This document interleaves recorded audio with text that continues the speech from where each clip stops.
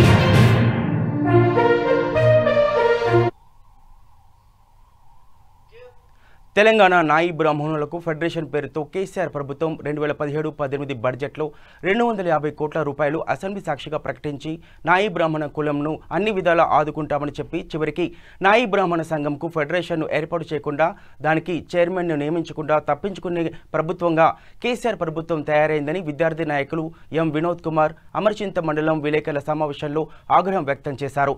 ఈ కార్యక్రమంలో సంఘం మండల అధ్యక్షులు ఎం జగన్నాథం, గౌరవ అధ్యక్షులు నరసింహులు, ప్రధాన కార్యదర్శి లక్ష్మీనారాయణ, కోశాధికారి శివయ్య తదితరులు పాల్గొన్నారు.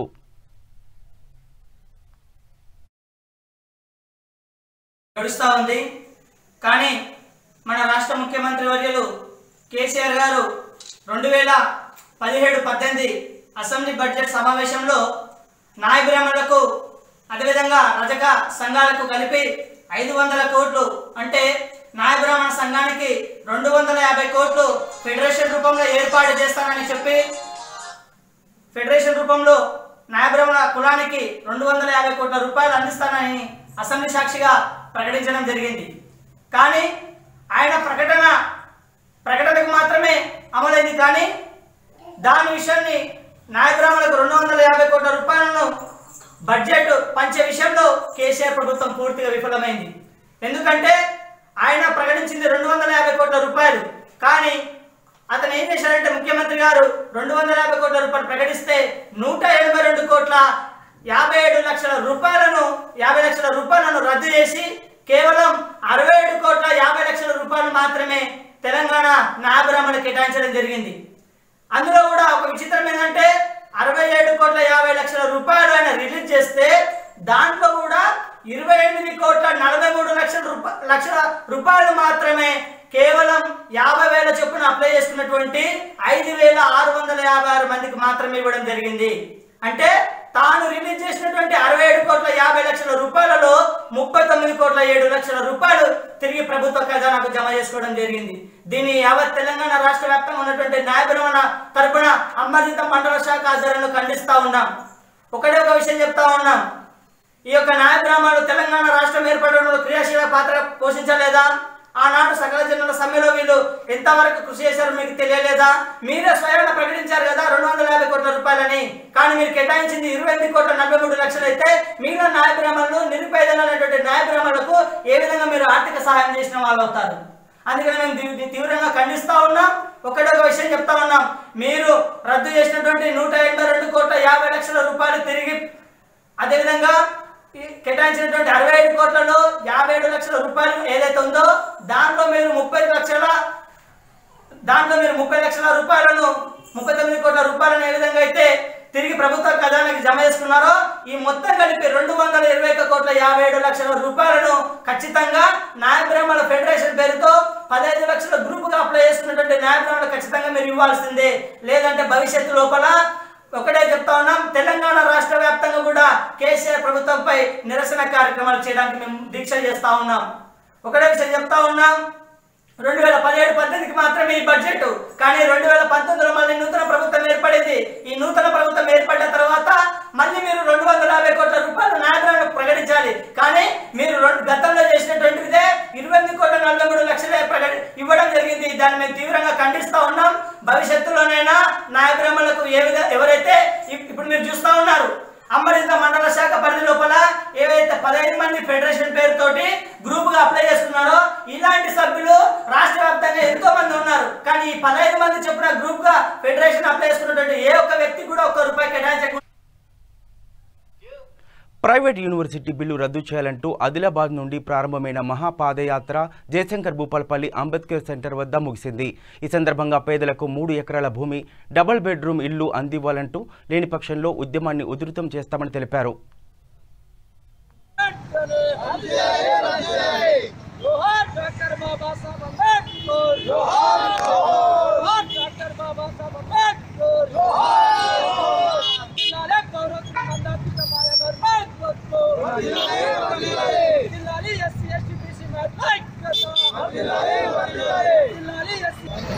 రెండో తారీఖు రోజు జయశంకర్ జిల్లా భూపాలపల్లి నియోజకవర్గ ఇన్ఛార్జి తమ్ముడు బొచ్చు తిరుపతి వారి ఆధ్వర్యంలో ఊళ్ళపల్లి మండలంలో స్టార్ట్ అయినటువంటి పాదయాత్ర ఈరోజు 10వ రోజుకు చేరుకోవడం జరిగింది.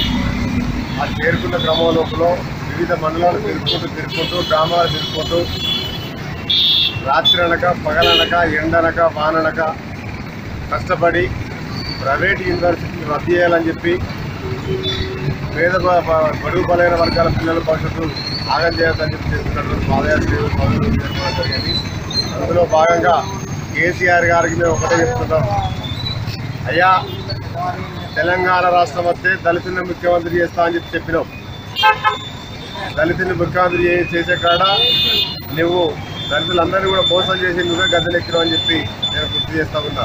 అందులో భాగంగా మళ్ళీ ఆ దళిత ముఖ్యమంత్రి పదవి మర్చిపోవాలని చెప్పి ఆలోచన చేసి దళితులకు 3 ఎకరాల భూమి ఇస్తా అని చెప్పి చెప్పినావు.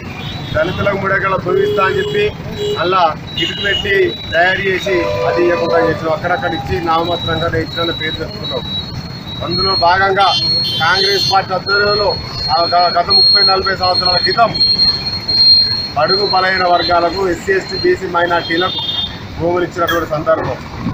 నువ్వు దళితులకు 3 అధికారులకు వస్తే దళితులకు 3 ఎకరాలు ఇస్తానని పక్కన పెడితే నువ్వు వచ్చినాక దళితుల భూములకు గుంజుకోవడానికి ప్రయత్నం చేస్తున్నావు. ఏ విధంగా గుంజుకుంటున్నావు అంటే పల్లె ప్రకృతి వనాల పేరుతో, డంపింగ్ యార్డ్ల పేరుతో, శ్మశాన వాటికల పేరుతో తీసుకుంటున్నావు. అయ్యా కేసీఆర్ గారు ఇవన్నీ చేసుకుంటూ ఉంటా అంటే నేను చూసుకుంటూ కూడడానికి మేము పెద్దోళ్ళం కాదు అని చెప్పి మేము గుర్తు చేస్తూ ఉన్నాం. కాబట్టి కేసీఆర్ గారు 15వ తారీఖు లోపు మీ ఆత్మ పరిశీలన చేసుకొని రాజరికపు పాలన కాకుండా ప్రజల పాలన కనుక కొనసాగాలంటే ఖచ్చితంగా నీ ఆలోచన విధానం మారాల్సిందే. నీ ఆలోచన విధానం మారినప్పుడే నీకు రాబోయే రోజుల్లో జయశంకర్ భూపాలపల్లి జిల్లా కాటారం మండల కేంద్రం సమాచార హక్కు చట్టం రక్షణ వేదిక మండల శాఖ అధ్యక్షుడు బుర్రా రాజబాబు గౌడ్ ఆధ్వర్యంలో సమాచార హక్కు చట్టం రక్షణ వేదిక 15 సంవత్సరాలు పూర్తి చేసుకున్న సందర్భంగా కేక్ కట్ చేసి సంబరాలు జరుపుకున్నారు. ఈ సందర్భంగా జిల్లా ప్రధాన కార్యదర్శి బొడ్డు రాజబాబు మాట్లాడుతూ రాజ్యాంగం ప్రకారం కేంద్ర రాష్ట్ర ప్రభుత్వాలు ప్రవేశపెట్టిన సమాచార హక్కు చట్టం సమాజంలో అన్ని వర్గాలకు ఆయుధం లాంటిదన్నారు. ఈ కార్యక్రమంలో గౌరవ అధ్యక్షుడు నారమల్ల సారయ్య తదితరులు పాల్గొన్నారు.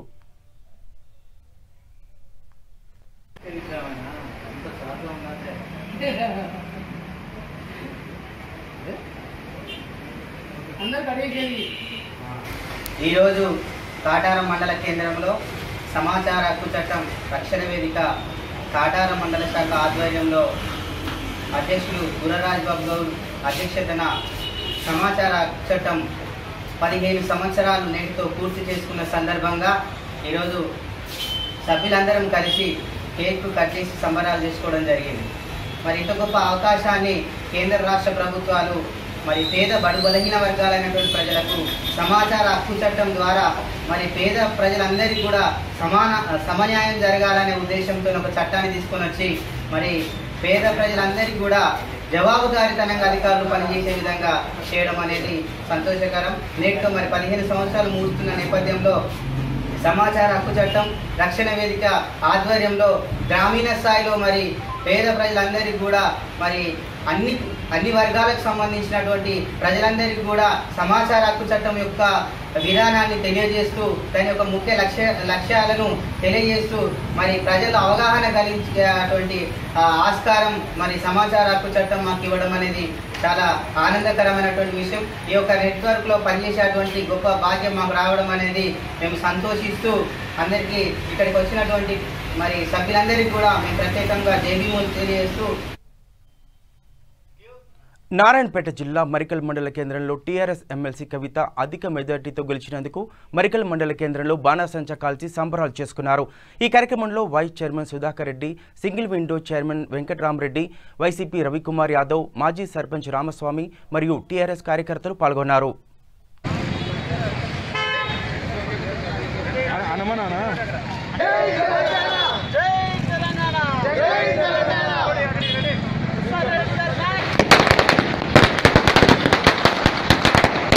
మర్కల్ మండల కేంద్రం లోపల టీఆర్ఎస్ పార్టీ శ్రేణుల యొక్క సంబరాలు జరుపుకోవడానికి ముఖ్య కారణము ఈరోజు మన కల్వకుంట్ల కవిత గారు భారీ మెజార్టీతోన ప్రతిపక్షాలన్నింటినీ కూడా డిపాజిట్ కోల్పోయి అఖండమైన మెజార్టీతోన గెలిచినందుకు కొరకు పార్టీ శ్రేణుల యొక్క ఉత్సాహము ఉల్లాసము. ఇదే విధంగా దుబ్బాకల కూడా మా అభ్యర్థి కూడా ఇలాగనే ఘన విజయం సాధించినాడంటే అది పెళ్లికి 1,116 రూపాయలు తీసుకొని, ఇంకా కొంచెం ఏజ్ వాళ్ళని అడిగితే నా పెద్ద కొడుకు అంటారు, ఇంకా కొంచెం మధ్య వయస్సులను అడిగితే కేసీఆర్ మా తమ్ముడు లేకుంటే అన్న అని మాట్లాడతారు. అంటే ఇవన్నీ ఎందుకు చెప్తారు? అంత ప్రేమ అభిమానం ఎందుకు ఉంటుందంటే ఆయన చేసేటటువంటి కార్యక్రమాలకు ప్రజలలో అందరి యొక్క మనసులో కూడా టీఆర్ఎస్ అంటే ఏంది, కారు గుర్తు అంటే ఏంది అనేది అందరికీ కూడా అర్థమైపోయింది. కాబట్టి ఈరోజు మా టీఆర్ఎస్ పార్టీ శ్రేణులంతా కూడా ఒక టీఆర్ఎస్ ప్రభుత్వం కొరకు 1000 కళ్ళతో ప్రతి ఒక్కరు కూడా ఎదురు చూస్తున్నారు. మనం చూస్తున్నాం, ఇంతకుముందు మనకు నీళ్లు లేకుంటుండే, కరెంటు లేకుంటుండే. తెలంగాణ ప్రత్యేకమైతే కరెంటు తీగల మీద బట్టలారేస్తుండ్రన్నారు. అటువంటిది ఇప్పుడు మన కేసీఆర్ వచ్చిన తర్వాత 24 గంటలు కరెంట్ ఇచ్చి కేంద్రం కూడా కన్నుగుడుతుంది. మీరందరూ ఇట్లా 24 గంటలు కరెంట్ ఇస్తే ప్రతి రాష్ట్రంలో కూడా ఇబ్బందులు అవుతాయి. కాబట్టి ఎలక్ట్రిసిటీని కూడా మా ఆధీనంలో కరోనా పీరియడ్లో చూసినాము. ఎంత కరోనా వచ్చి ఒక మనిషి బయటికి వెళ్ళని పరిస్థితుల్లో కూడా రైతులందరికీ కూడా ప్రతి ఊళ్ళకి పోయి లారీలు పెట్టి వరి ధాన్యం కొనడము మనమంతా కూడా చూసినాము. ఇప్పుడు కూడా ప్రతి సన్న గింజ కూడా ప్రతి గింజ అయిపోయేటి వరకు కూడా నేను కొంటా. రైతుల యొక్క సహాయ సహకారాలు అందించి నేను మీ పెద్ద కొడుకు లేక ఉంటా అని కూడా అందరినీ కోరుకుంటున్నాడు. ఈ సందర్భం లోపల మీరందరూ కూడా గురించి ఎంతో గొప్పగా ఎన్ని చెప్పినా కానీ తక్కువనే. అసలు మన కేసీఆర్ గారు ఎన్నో పథకాలు, మన రైతు బంధు అంటవా, సాయి ముబారక్ అంటవా, కళ్యాణ లక్ష్యం అంటవా, రైతు బీమా అంటవా, ప్రతి ఏది చెప్పుకున్నా కానీ అంత తక్కువ. అసలు మన కవిత గురించి ఆడపిల్ల ఇంటికి తెచ్చుకోరు బట్టలు కూడా. ప్రతి ఇంటి ఆడపడుచుకు ఒక చీర అందాలి. అవును, ఎందుకు మన దసరా పండుగ వస్తుంది, దసరా పండుగకు కంపల్సరీ మేము కట్టుకుంటాము, ఉన్నోళ్ళు కట్టుకుంటారు, లేనోళ్ళు కట్టుకుంటారు. అందరి కోసం కూడా ఈ బతుకమ్మ చీరలు ప్రతి ఒక్క ఇంటికి అందాలని ఆమె కోరుతూ అందరికీ కూడా ఖమ్మం జిల్లా సత్తుపల్లి నియోజకవర్గం వేంసూరు మండలం రామన్నపాలెం గ్రామ పంచాయతీ పరిధిలోని శ్మశాన వాటికకు వెళ్లే మట్టి రోడ్డు రైతుల పాలిట శాపంగా మారింది. రామన్నపాలెం గ్రామ రైతులకు సుమారు 300 నుంచి 400 ఎకరాల వ్యవసాయ భూములకు వెళ్లడానికి ఇదే ప్రధాన రహదారి. అయితే ఇటీవల ఈ రహదారి మరమ్మతులు చేయాలనుకున్న ఉద్దేశంతో దీనిపై మట్టిని పోయడంతో రహదారి మొత్తం బురదమయంగా మారింది. దీంతో రైతులు తీవ్ర అవస్థలకు గురవుతున్నారు. కావున అధికారులు వెంటనే స్పందించి రహదారికి మరమ్మతులు చేయాలంటూ రైతులు కోరుతున్నారు.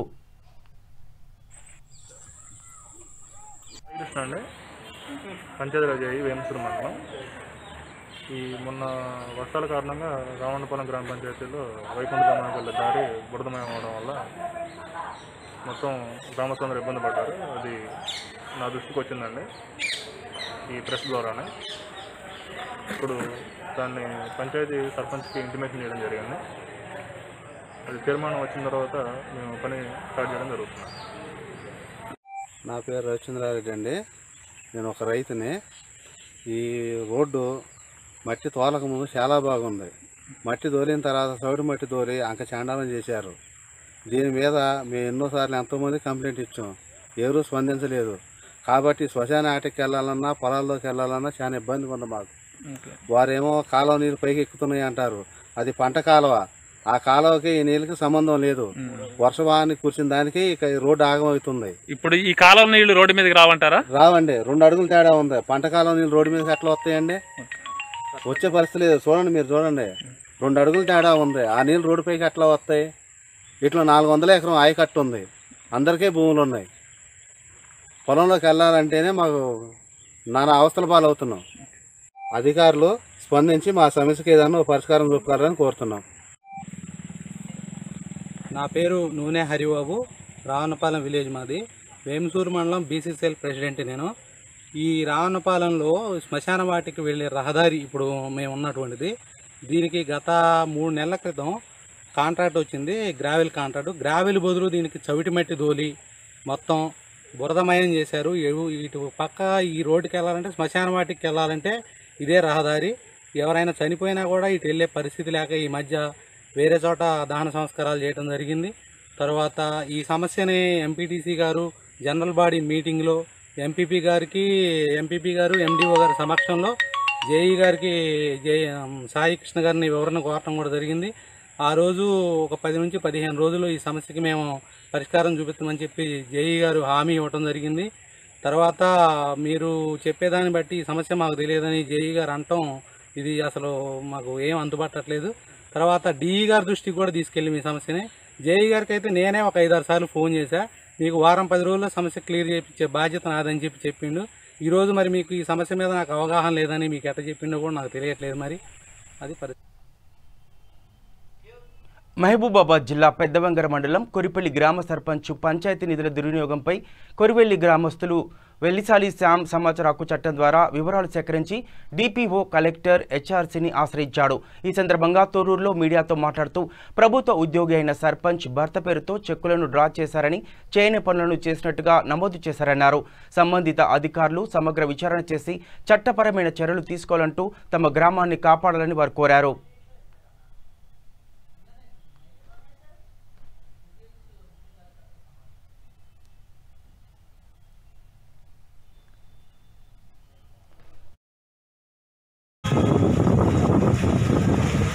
వెలిశాల శ్యామ్, మా గ్రామం కొరిపెల్లి, మండలం పెద్దవంగర. మా గ్రామ పంచాయతీలో 2019-2020 జిఎఫ్సి, ఎస్ఎఫ్సి జనరల్ ఫండ్ నుంచి ఎంత నిధులు మంజూరైనాయో తెలుసుకోవడం కోసం నేను సమాచార హక్కు చట్టం కింద నేను ఎంపీఓ గారికి సమాచారం తీసుకోవడం గురించి ఇవ్వడం జరిగింది. ఆ తర్వాత నాకు సుమారు 60 రోజుల తర్వాత సమాచారాన్ని ఇవ్వడం జరిగింది. ఆ సమాచారంలో చూస్తే మా యొక్క సర్పంచి గాజుల శోభ వారి యొక్క భర్త అయినటువంటి గాజుల ప్రసాదరావు, ఆయన ప్రభుత్వ ఉద్యోగి. ఆయన పైన సుమారు 4 చెక్కులను కూడా రిలీజ్ చేయడం జరిగింది. అదే కాకుండా ఒక మైనర్ బాలుడు, ఆ యొక్క బాలునిపై పల్లె ప్రగతిలో భాగంగా 3 లక్షల పైచీలకు కూడా చెక్కులను డ్రా చేయడం జరిగింది. అంతేకాకుండా వేసిన రోడ్లను, వేయని రోడ్లను వేసినట్లు, తర్వాత చేయని పనులను చేసినట్టు ఎంబీ రికార్డులను సృష్టించుకొని, తీర్మానాలు ఆమె సృష్టించుకొని ఆ అమౌంట్ను పూర్తి స్థాయిలో ఆమె సొంత అకౌంట్లోకి కూడా తీసుకోవడం జరిగింది. దీనిపైన నేను ఈ నెల 8వ తారీఖున హెచ్ఆర్సి రాష్ట్ర మానవ హక్కుల కమిషన్ గారిని కూడా కలవడం జరిగింది. అదేవిధంగా దీనిపై జిల్లా కలెక్టర్ గారికి ఫిర్యాదు చేయడం జరిగింది, డిపిఓ గారికి ఫిర్యాదు చేయడం జరిగింది. మా యొక్క గ్రామ అభివృద్ధికై రాష్ట్ర ప్రభుత్వం కేటాయిస్తున్నటువంటి నిధులను వీళ్ళు తన స్వలాభానికి వినియోగించుకుంటూ అవినీతికి పాల్పడుతూ మా యొక్క గ్రామ పంచాయతీ అభివృద్ధిని కుంటుపడిస్తున్నటువంటి ఈ యొక్క సర్పంచ్పై తగు చర్యలు తీసుకోవాలని డిమాండ్ చేస్తున్నా. అధికారులందరూ సమగ్ర విచారణ జరిపించి మా ఊరిలో ఉన్నటువంటి సర్పంచ్ గారిపై చట్టరీత్యా చర్యలు తీసుకోవాలని కూడా కోరుతున్నా. అదే కాకుండా ప్రభుత్వ ఉద్యోగి అయినటువంటి గాజుల ప్రసాదరావుపై కూడా చర్యలు తీసుకొని ఆయనను సస్పెండ్ చేయాల్సిందిగా కోరుతున్నా. అదేవిధంగా భార్యకు బదులు భర్త రాజకీయం చేస్తూ అక్కడ ఎవరైతే ప్రశ్నిస్తున్నారో వాళ్ళపైన దాడులకు కూడా గురిగొల్పే విధంగా ప్రవర్తించడం జరుగుతుంది, గురి చేయడం జరుగుతుంది. దీనిపై కూడా మేము అనేక సార్లు కూడా మమ్మల్ని భయభ్రాంతులకు గురి చేయడం జరుగుతుంది. అదేవిధంగా ఈ యొక్క వెంగళరావు నగర్ డివిజన్లో జూబ్లీ శాసనసభ్యులు మాగండి గోపీనాథ్ ఆధ్వర్యంలో బతుకమ్మ చీరలు పంపిణీ చేశారు. ఈ కార్యక్రమంలో టీఆర్ఎస్ డివిజన్ అధ్యక్షులు దీదీప్య, విజయ్ కుమార్, పవన్ ముద్రాజ్, సత్యనారాయణ, ఆదిత్య తదితరులు పాల్గొన్నారు.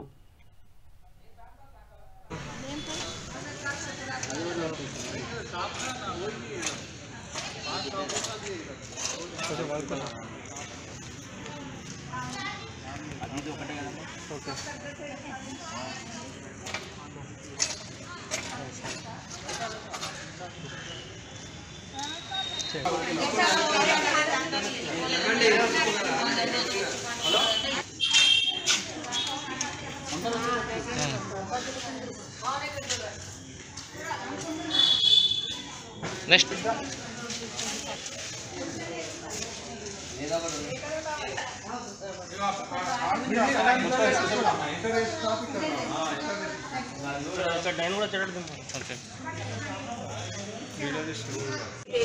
వెంగళరావు నగర్ డివిజన్ ఇక్కడ Vengalrao Nagar division Jawahar Nagar hospital government స్కూల్లో కార్యక్రమం జరుగుతుంది. భారీ ఎత్తున అంటే చాలా మంది మహిళలు చాలా ఉత్సాహంగా వచ్చి చీరలు తీసుకొని ఎందుకంటే దసరా పండగ అనేసరికి ముందుగానే దసరా పండగ సంబరాలన్నీ కూడా మనకి తెలంగాణ రాష్ట్ర ప్రభుత్వం వాళ్ళ వల్ల ముందే పండగ వాతావరణం అనేది ఏర్పాటైపోతుంది. ఎందుకంటే బతుకమ్మ చీరల్ని చాలా సంతోషంగా చాలా ఆనందంగా మహిళలందరూ వచ్చి చీరలు తీసుకోవడం అందుకోవడం, అలాగే వాటి క్వాలిటీ వాటి చాలా బాగుందని చెప్పడం, రకరకాల డిజైన్లు రకరకాల కలర్స్తో ఈసారి బతుకమ్మ చీరల్ని విడుదల చేయడం వల్ల చాలా మంది మహిళలు చాలా సంతోషంగా తీసుకెళ్తున్నారు. ఈ పండుగ వాతావరణం బతుకమ్మ పండుగ ముందు నుంచే పండుగ వాతావరణం ఏర్పడిపోయి చీరల కార్యక్రమంలో అయిపోయిన తర్వాత బతుకమ్మ చాలా సంతోషంగా జరుపుకుంటారు. ముఖ్యంగా తెలంగాణ రాష్ట్ర ముఖ్యమంత్రి కేసీఆర్ గారి ఉద్దేశం ఏంటంటే ప్రతి ఒక్కరు పండుగ జరుపుకోవాలి, ప్రతి ఒక్కరు పండుగ రోజు కొత్త బట్టలు తీసుకోవాలి అన్న కారణంతో పేదవారు కూడా పండుగ రోజు కొత్త చీరలు కట్టుకోవాలి అన్న దీంతో కారణంతో వాళ్ళు ఈ బతుకమ్మ చీరల్ని కార్యక్రమం పెట్టడం జరిగింది. అలాగే మా జిల్లా శాసనసభ్యులు మాగంటి గోపీనాథ్ గారి ఆధ్వర్యంలో బతుకమ్మ చీరల పంపిణీ కార్యక్రమం రోజు కూడా జరుగుతుంది. సరిహద్దు వివాదం ఇరు వర్గాల మధ్య ఘర్షణకు దారితీసింది. ప్రభుత్వ ప్రైవేటు స్థలాల హద్దులను నిర్ణయించడంలో రెవెన్యూ అధికారులు నిర్లక్ష్యం వహించడంతో ఈ వివాదం చోటు చేసుకుంది. హైదరాబాద్ శివారు రాజేంద్రనగర్ సర్కిల్ పరిధిలోని 115 సర్వే నంబర్లో గత 30 ఏళ్ల క్రితం దళితులకు స్వయం ఉపాధి కోసం 5 ఎకరాల స్థలం కేటాయించింది. దానికి ఆనుకుని పక్కనే 123, 124, 125, 126 సర్వే నంబర్లతో ప్రైవేటు స్థలం ఉంది. అయితే సరిహద్దులు పక్కాగా లేకపోవడంతో తమ స్థలంలో పక్క స్థలం వారు నిర్మాణాలు చేపడుతున్నారని దళితులు ఆరోపిస్తున్నారు. అయితే మా స్థలంలోనే నిర్మాణాలు చేపడుతున్నామంటూ సదరు ప్రైవేటు భూమి యజమానులు చెబుతున్నారు. ఇరువురి మధ్య వివాదం నేపథ్యంలో రాజేంద్రనగర్ ఎంఆర్ఓ చంద్రశేఖర్ గౌడ్ తన సిబ్బందితో వచ్చి నిర్మాణాలను ఆపివేశారు. తిరిగి సర్వే చేపించే సరైన హద్దులు పగడబందీగా నిర్ణయిస్తామని తెలిపారు. ఎంఆర్ఓ హామీతో ఇరు వర్గాలు శాంతించాయి.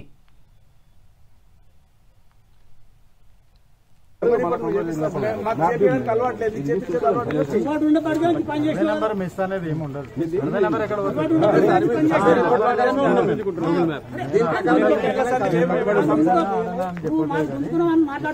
గత కొన్ని రోజుల నుంచి ఇక్కడ గవర్నమెంట్ ల్యాండ్లో ఉన్న పోల్ట్రీస్ ఎవరికైతే అలాట్మెంట్ చేశారో వాళ్ళు అబ్జెక్షన్ చేస్తున్నారు. మా దగ్గరికి వచ్చి గవర్నమెంట్ ల్యాండ్లో పక్క పట్టదారులు వచ్చేసి కబ్జా చేస్తున్నారని చెప్పి మా దృష్టికి తీసుకొచ్చారు. కలెక్టర్ గారి దృష్టికి కూడా తీసుకొచ్చారు. సో దాని ప్రకారమే నేను మా సర్వేయర్ని ఆర్ఐని కూడా ఇక్కడ పంపించాం, సర్వే కూడా చేయించాం. బట్ వాళ్ళు సాటిస్ఫై అవ్వట్లేదు.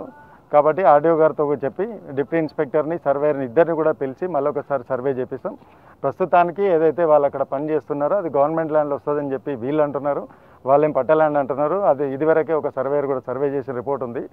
కాబట్టి ఒక 2-3 డేస్ ఆపమని చెప్తున్నాను. ఆపిన తర్వాత నేను ఇక్కడ క్లియర్గా సర్వే చేసి బౌండరీ ఫిక్స్ చేస్తామనేది ఒకటి.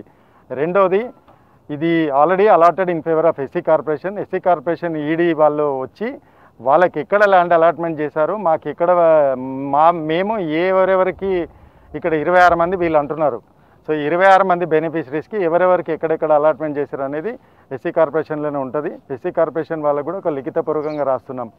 ఎందుకంటే there are so many violations in దీంట్లో కూడా పౌల్ట్రీ ఫామ్లో కూడా కొంతమంది పౌల్ట్రీకి అలాట్మెంట్ చేసినప్పుడు మరి కొన్ని పరుపులు ఏదో చేస్తున్నారు, కొన్ని జీన్ ప్యాంట్లు కుడుతున్నారు, ఇంట్లో కూడా వైలేషన్స్ ఉన్నాయి, అక్కడ కూడా వైలేషన్స్ ఉన్నాయి. కాబట్టి ఇవన్నీ కూడా క్లియర్గా కలెక్టర్ గారి దృష్టికి తీసుకెళ్ళి తర్వాత నిర్ణయం తీసుకుంటారు. 115 ఇది, వాళ్ళేమో పక్కన 124, 125 అని చెప్పి వాళ్ళు అంటున్నారు, 126 అని చెప్పి.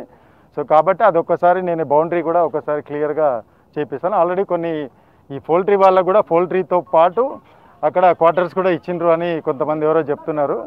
అది క్లియర్గా తెలియదు, అది కూడా వాళ్ళకు అనుకుంటాను. పౌల్ట్రీ ఫార్మ్స్ కొరకు ఇచ్చారు, ఓన్లీ పౌల్ట్రీ ఫార్మ్స్ కొరకు ఇచ్చిండ్రు అని చెప్పేసి అంటున్నారు. అందుకనే నేను క్లియర్గా కూడా దీని మీద క్లారిటీ కొరకు ఎస్సీ కార్పొరేషన్ నుంచి వాళ్ళు వస్తేనే బాగుంటుంది. ఎవరెవరికి ఎక్కడెక్కడ ఎంత ఎక్స్టెంట్ ఇచ్చారో పౌల్ట్రీ కొరకు, దాంట్లో కండిషన్స్ ఏమున్నాయి అనే దాని గురించి కూడా అక్కడ రాశాము. బట్ ఎప్పటి నుంచి ఇచ్చింది ఇది కలెక్టర్ గారు లెటర్ ఇచ్చారు మాకు, ఎంఆర్ఓ గారికి ఇచ్చేయమని. మేము రాసి ఇచ్చినా కూడా తెలియదు. కలెక్టర్ గారు మాకు లెటర్ ఇచ్చిండు, ఎంఆర్ఓకి ఇచ్చిండు, ఆర్డీఓకి ఇచ్చిండు. ఏమని? ముషీరాబాద్ నియోజకవర్గం న్యూ బాలాజీ నగర్ కాలనీ వాసులు నిత్యం సమస్యలతో సతమతమవుతున్నారు. డ్రైనేజీ పైప్ లైన్, సీసీ కెమెరాలు ఏర్పాటు చేయాలని పలుమార్లు అధికారులను, స్థానిక ప్రజాప్రతినిధులను విన్నవించుకున్నా స్పందన మాత్రం లేదని, గతంలో ఒకసారి పైప్ లైన్ ఏర్పాటుకు 5 లక్షల కొటేషన్ కూడా వేశారని, కానీ ఇప్పటి వరకు దాని ఊసే లేదని స్థానికులు ఆవేదన వ్యక్తం చేస్తున్నారు. ఇప్పటికైనా అధికారులు, స్థానిక ప్రజాప్రతినిధులు దీనిపై చొరవ తీసుకుని కాలనీలో ఉన్న సమస్యలను పరిష్కరించి చూపాలంటూ కోరుతున్నారు. నేనే ప్రకాశ్ గౌడ్ ఇట్లా ఉన్నప్పుడు నేనే వచ్చిన, అప్పుడు వాళ్ళు వస్తున్నారు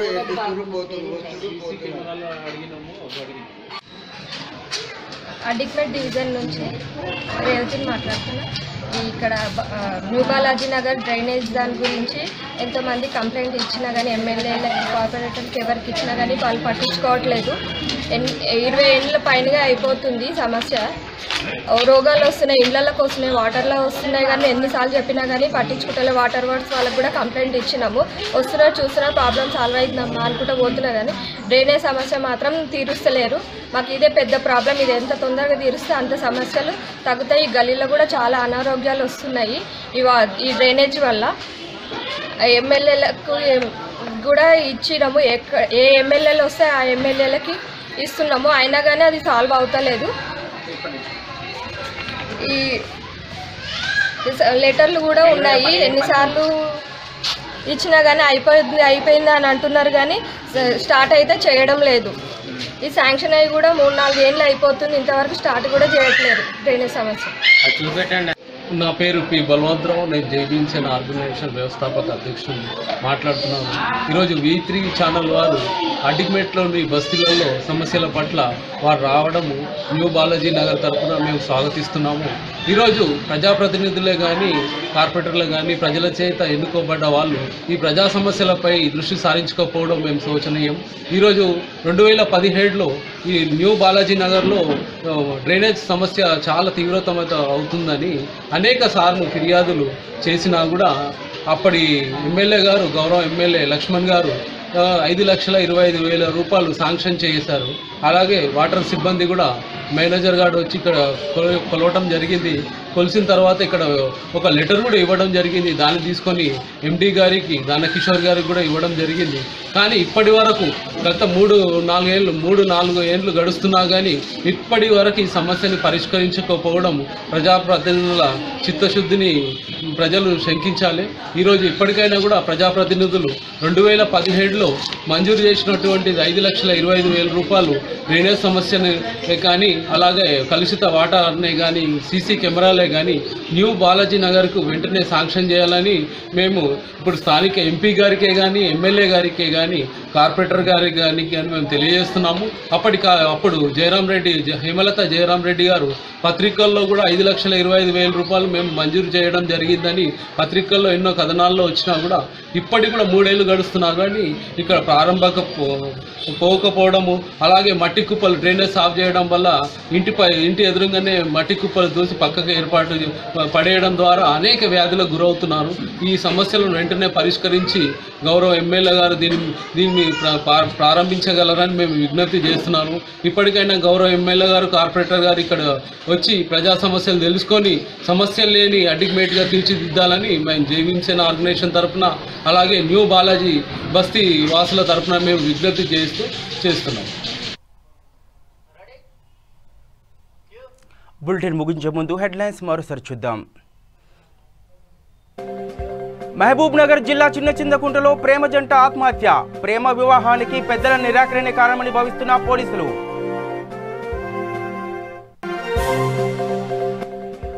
అమర్చింత మండలంలో తెలంగాణ నాయి బ్రాహ్మణుల సంఘం మీడియా సమావేశం. 250 కోట్ల రూపాయలు కేసీఆర్ అసెంబ్లీ సాక్షిగా ప్రకటించి పైసా ఇవ్వకుండా మోసం చేశారని ఆగ్రహం. జయశంకర్ భూపాలపల్లి అంబేద్కర్ సెంటర్ వద్ద ముగిసిన మహాపాదయాత్ర. ప్రైవేట్ యూనివర్సిటీ బిల్లు రద్దు చేయాలంటూ డిమాండ్.